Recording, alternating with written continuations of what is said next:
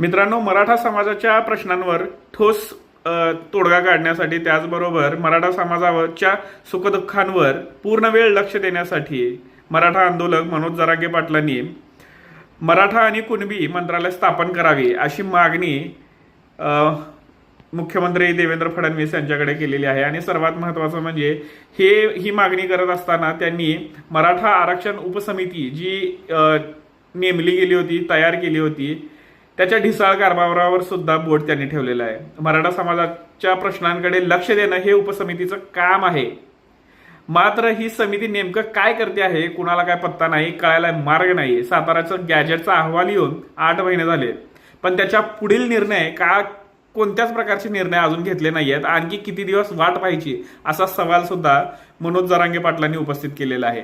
आणि ही उपसमिती जी आहे ना, ह्याला बरखास्त करून टाका तात्काळ, आणि आमचं मराठा कुणबी हे स्वतंत्र मंत्रालय तुम्ही स्थापन करा अशी मागणी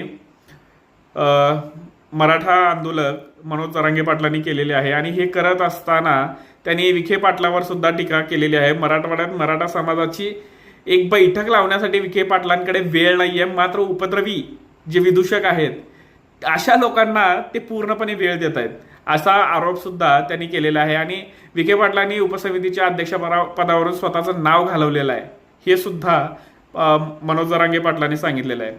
आता सर्वात महत्वाचं म्हणजे हे सर्व करत असताना त्यांनी मराठा समाजाला कष्ट करा, आळस सोडा आणि आशावंत राहा असा संदेश सुद्धा दिलेला आहे।